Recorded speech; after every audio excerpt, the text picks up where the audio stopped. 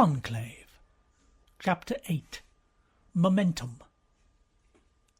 Lomeli rode back to the hostel in silence, his cheek pressed against the cold window of the bus. The swish of the tyres on the wet cobbles as they passed through the successive courtyards was oddly comforting. Above the Vatican gardens, the lights of a passenger jet descended towards the airport. He promised himself next morning he would walk to the Sistine, whether it was raining or not. This airless seclusion was not merely unhealthy, it was unconducive to spiritual reflection.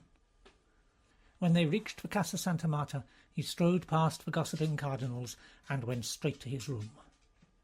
The nuns had been in to clean while the conclave was voting. His vestments had been hung neatly in his closet, and the sheets on the bed turned down. He took off his robes, then knelt down to pray. He gave thanks to God for helping him perform his duties through the day. He even risked a little humour. "And thank you, O Lord, for speaking to us through the voting in the conclave. I pray soon you will give us the wisdom to understand what it is you are trying to say." From the adjoining room emanated muffled voices, occasionally punctuated by laughter. Lomeli glanced at the wall. He was sure now that his neighbour must be a Ademe. No other member of the conclave had a voice so deep. It sounded as if he was having a meeting with his supporters. There was another burst of hilarity. Lomeli's mouth tightened in disapproval. If Ademe truly sensed the papacy might be closing in on him, he ought to be lying prone on his bed in the darkest silent terror, not relishing the prospect.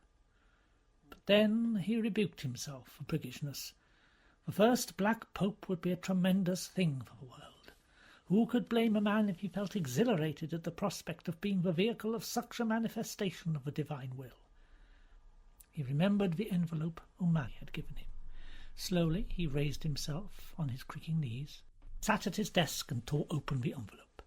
2 sheets of paper. One, the biographical note released by the Vatican press office. Cardinal Vincent Benitez. Cardinal Benitez is 67 years old. He was born in Manila, Philippines. He studied at the San Carlos Seminary and was ordained in 1978 by the Archbishop of Manila.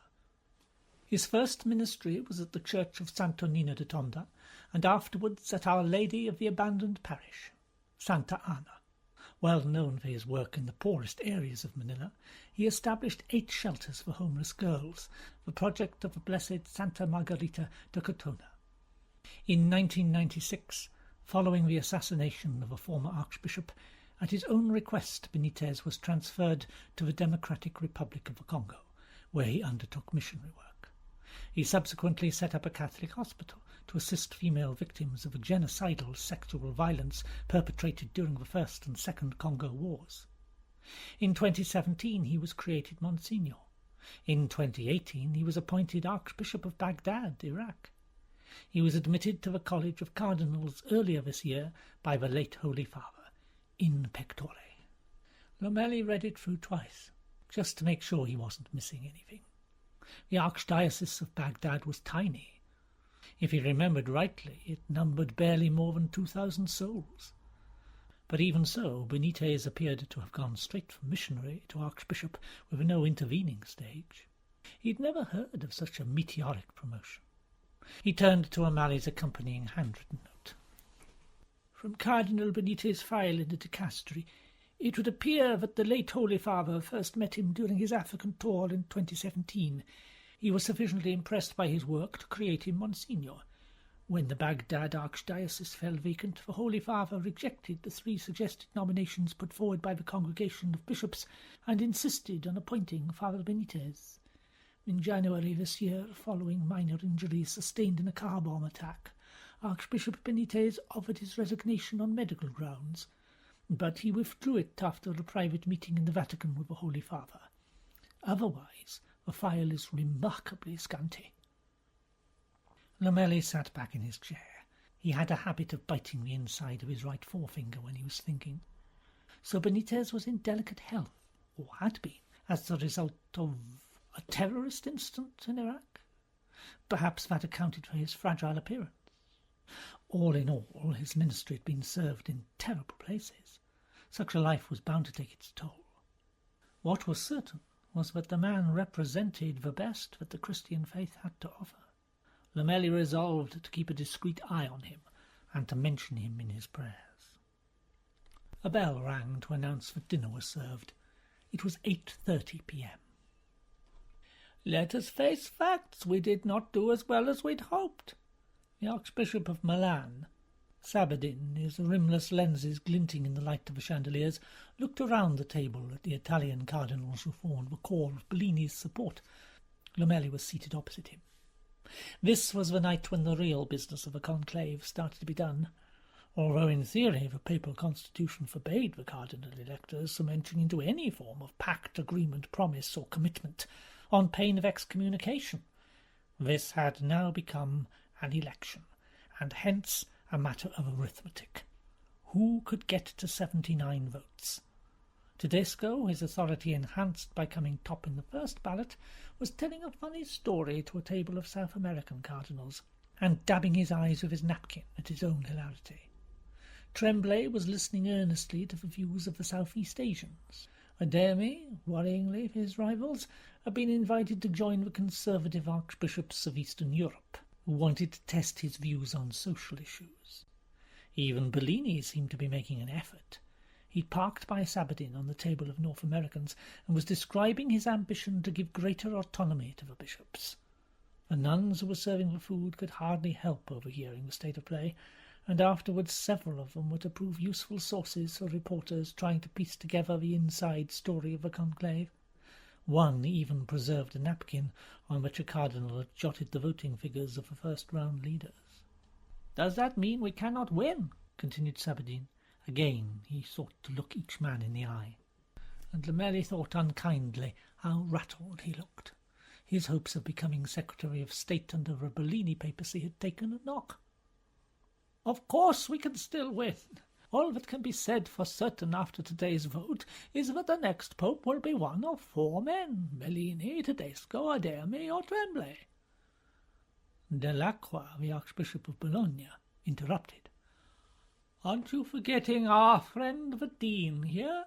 He received 5 votes. With the greatest of respect to Jacopo, it would be unprecedented for a candidate with so little support on the first ballot to emerge as a serious contender. What about in the second conclave of 78, when the next pope received only a scattering of votes in the first round, yet went on to be elected in the 8th ballot? All right, so it's happened once in a century, but let's not distract ourselves. Well, our dean does not exactly have the ambition of John Paul II, unless there is something he is not telling us." Lomeli looked at his plate. The main course was chicken, wrapped in Parma ham. It was overcooked and dry, but they were eating it nonetheless. He knew that Sabadin blamed him for taking votes off Bellini. In the circumstances, he felt he should make an announcement. "My position is an embarrassment to me.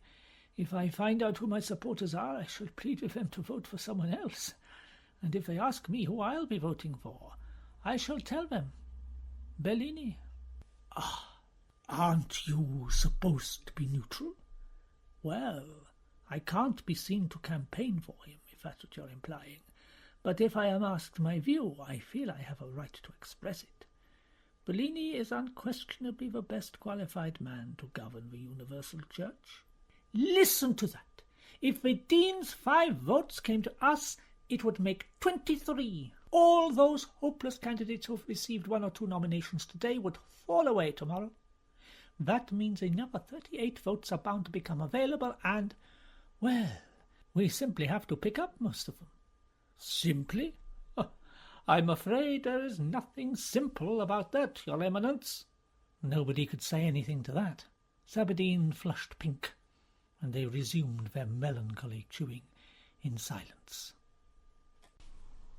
If that force which the secular call momentum and the religious believe is the Holy Spirit was with any of the candidates that night, it was with the Deami. His rivals seemed to sense it. For example, when the cardinals rose for coffee and the Patriarch of Lisbon went out into the enclosed courtyard to smoke his evening cigar, Lomeli noticed how Tremblay immediately hurried after him, presumably to canvass his support. Tedesco and Bellini moved from table to table, but the Nigerian simply went and stood coolly in the corner of the lobby and left it to his supporters to bring over potential voters who wanted to have a word with him. Soon a small queue began to form. Lomeli, leaning against the reception desk sipping coffee, watched him as he held court. If he were a white man, he thought, Adeyemi would be condemned by the Liberals as more reactionary than Tedesco, but the fact he was black made them reluctant to criticise his views. His fulminations against homosexuality, for example, they could excuse it as merely an expression of his African cultural heritage. Lomeli was beginning to sense that he had underestimated Adeyemi. Perhaps he was indeed the candidate to unite the Church. He certainly had the largeness of personality required to fill St. Peter's throne. He was staring too openly, he realized. He ought to mingle with the others. But he didn't want to talk to anyone. He wandered around the lobby, holding his cup and saucer like a shield in front of him, smiling and bowing slightly to those cardinals who approached him, but all the time keeping moving. Just around the corner, next to the door of the chapel, he spotted Benitez at the centre of a group of cardinals. They were listening intently to what he was saying. He wondered what the Filipino was telling them. Benitez glanced over their shoulders and noticed Lomeli looking in his direction. He excused himself and came over. "Good evening, Your Eminence." "And good evening to you." "How is your health bearing up?" "My health is excellent, thank you." He seemed to tense slightly at the question. Lomeli remembered that he had only been told in confidence of his offer to resign on medical grounds. "I'm sorry, that wasn't intended to be intrusive. I mean, simply, have you recovered from your journey?" "Oh, entirely, thank you. I slept very well." "Wonderful. It is a privilege to have you with us." He patted the Filipino's shoulder and swiftly withdrew his hand. He sipped his coffee. "And I noticed in the Sistine that you found someone to vote for." "Oh, indeed I did, Dean. I voted for you." Lomeli rattled his cup in its saucer in surprise. "Good heavens! Oh, forgive me. Am I not supposed to say?" It is not that. I am honoured. Really, I am not a serious candidate." "Oh, with respect, Your Eminence, isn't that for your colleagues to decide?" "Of course it is, but I fear that if you knew me better you would appreciate I am in no way worthy to be Pope." "Any man who is truly worthy must consider himself unworthy. Isn't that the point you made in your homily? That without doubt there cannot be faith?" It resonated with my own experience. The scenes I witnessed in Africa especially would make any man sceptical of God's mercy. "Oh, my dear Vincent, may I call you Vincent? I beg you in the next ballot give your vote to one of our brothers who has a realistic chance of winning. Bellini would be my choice." "Oh, Bellini seems to me—" What was the phrase the Holy Father used once to describe him? "He's brilliant, but neurotic." "I am sorry, Dean. I shall vote for you." "Even if I plead with you not to? You received a vote this afternoon, didn't you?" I did. That was absurd." "Then imagine how you would feel if I insisted on voting for you and by some miracle you won." "It would be a disaster for the Church." "Well, that is how it would be if I became Pope. Will you at least think what I am asking?" Benitez promised that he would. After the conversation with Benitez, Lomeli was sufficiently troubled to try and seek out the main contenders. He found Tedesco alone in the lobby, lying back in one of the crimson armchairs, his plump and dimpled hands folded across his capacious stomach, his feet up on a coffee table. They were surprisingly dainty for a man of his girth, shod in scuffed and shapeless orthopedic shoes. "I just wanted to tell you I am doing all in my power to withdraw my name from the second ballot." "Why would you do that?" "Because I do not wish to compromise my neutrality as Dean." "You rather did that this morning, didn't you?" "I'm sorry you took it that way." "Don't worry about it. As far as I'm concerned, I hope you continue as a candidate. I thought Skavizzi answered you well enough in his meditation. Besides, you're splitting the Liberal vote. One had to smile, Lamelli thought. He was as cunning as a peasant selling a pig at market. 40 votes was all the Patriarch of Venice needed. 40 votes. And he would have the blocking third he needed to prevent the election of a detested progressive. He could drag the conclave out for days if he had to. All the more urgency, then, for Lamelli to extricate himself from the embarrassing position in which he was now placed. I wish you a good night's sleep, Patriarch. Good night, Dean. Before the evening was over, he'd managed to speak in turn to each of the other 3 leading candidates, and to each he repeated his pledge to withdraw. Please mention it to anyone who brings up my name, I implore you. Tell them to come and see me if they doubt my sincerity.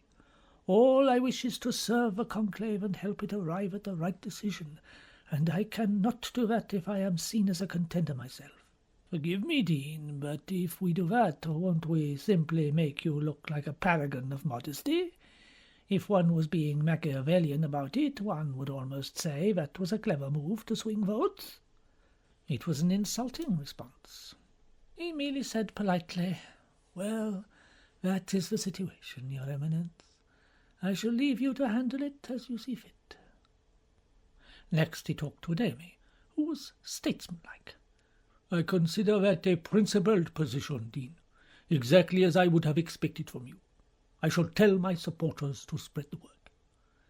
"And you certainly have plenty of supporters, I think." "Oh, forgive me, I couldn't help overhearing the meeting in your room earlier this evening. We are next-door neighbours. The walls are very thin." "Ah, yes. Or there was a certain exuberance after the first ballot. Perhaps it wasn't very seemly. It won't happen again." Lamelli intercepted Bellini just as he was about to go upstairs. "I feel very wretched my meagre tally may have come at your expense." "Oh, don't be. I'm relieved. There seems to be a general feeling that the chalice is slipping away from me.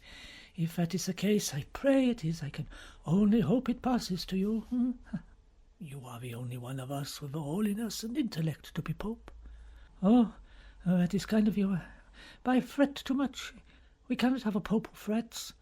You will have to be careful, Jacopo, because you know I am serious. If my position weakens further, much of my support will switch to you." No, that would be disaster." "Think about it. Our fellow countrymen are desperate to have an Italian pope, but at the same time most of them cannot abide the thought of Tedesco. If I fade, that leaves you as the only viable candidate for them to rally behind." "What an appalling thought! It must not be allowed to happen." "Perhaps Ademi will turn out to be the answer. He certainly has the wind behind him." "Ademi, a man who has more or less said that all homosexuals should be sent to prison in this world and to hell in the next." "No, he is not the answer to anything." They reached the 2nd floor. The candles flickering outside the Holy Father's apartment cast a red glow across the landing.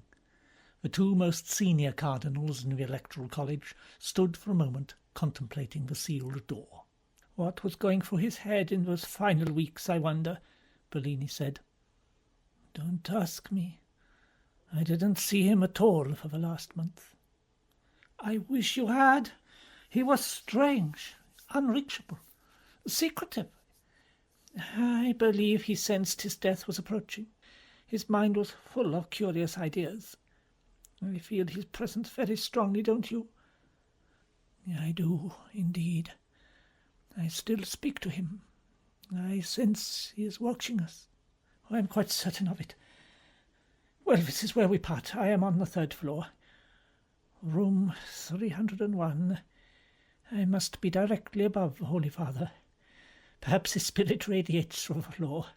It would explain why I am so restless." "Be sure you sleep well, Jacopo. Who knows where any of us will be this time tomorrow?" And then, to Lamelli's surprise, Bellini kissed him lightly on either cheek before turning away and continuing up on the staircase. "Good night." Without turning, Bellini raised a hand in response. After he had gone, Lamelli stood for another minute, staring at the closed door with its barrier of wax and ribbons. He was remembering his conversation with Benitez. Could it really be true that the Holy Father had known the Filipino well enough and trusted him enough to criticize his own Secretary of State? Yet the remark had the ring of authenticity. Brilliant, but neurotic. He could almost hear the old man saying it. Lomelley's sleep that night was also restless. For the first time in many years he dreamed of his mother, a widow for 40 years, who used to complain that he was cold towards her. And when he woke in the early hours, her plaintive voice still seemed to be whining in his ears. But then, after a minute or two, he realized the voice he could hear was real. There was a woman nearby. A woman? He rolled onto his side and groped for his watch. It was almost 3 a.m. The female voice came again, urgent, accusatory, almost hysterical. And then a deep male response, gentle, soothing, placatory. Lomelley threw off his bedclothes and turned on the light. The unoiled springs of the iron bedstead creaked loudly as he put his feet to the floor. He tiptoed cautiously across the room and put his ear to the wall. The voices had fallen silent. He sensed that on the other side of the plasterboard partition they too were listening. For several minutes he held the same position until he began to feel foolish. Surely his suspicions were absurd. But then he heard Adeyemi's unmistakable voice. Even the cardinal's whispers had resonance, followed by the click of a door closing. He moved quickly to his own door and flung it open, just in time to see a flash of the blue uniform of the Daughters of Charity of St. Vincent de Paul disappearing around the corner. Later, it would be obvious to Lomelley what he should have done next. He should have dressed immediately, knocked on Adeyemi's door. It might still have been possible at that early moment, before positions were fixed and when the episode was undeniable, to have a frank conversation about what had happened. Instead, the Dean climbed back into his bed and drew the sheet up to his chin and contemplated the possibilities. The best explanation, that is to say the least damaging from his point of view, was that the nun was troubled, that she'd concealed herself after the other sisters had left the building at midnight and come to Adeyemi to seek guidance. Many of the nuns in the Casa Santa Marta were African. It was entirely possible she had known the cardinal from his years in Nigeria. Obviously Adeyemi was guilty of a serious indiscretion in admitting her to his room unchaperoned in the middle of the night, but an indiscretion was not necessarily a sin. After that came a range of other explanations, from nearly all of which Lomelley's imagination recoiled. In a literal sense, he had trained himself not to deal with such thoughts. A passage in Pope John XXIII's Journal of a Soul had been his guiding text ever since his tormenting days and nights as a young priest. As for women and everything to do with them, never a word, never. It was as if there were no women in the world. This absolute silence, even between close friends, about everything to do with women, was one of the most profound and lasting lessons of my early years in the priesthood. This was the core of the hard mental discipline that had enabled Lomelley to remain celibate for more than 60 years. Don't even think about them. The mere idea of going next door and talking man to man with Adeyemi about a woman was a concept that lay entirely outside the Dean's closed intellectual system. Therefore he resolved to forget about the whole incident. If Adeyemi chose to confide in him, naturally he would listen, in the spirit of a confessor. Otherwise he would act as if it had never happened. He reached over and switched off the light.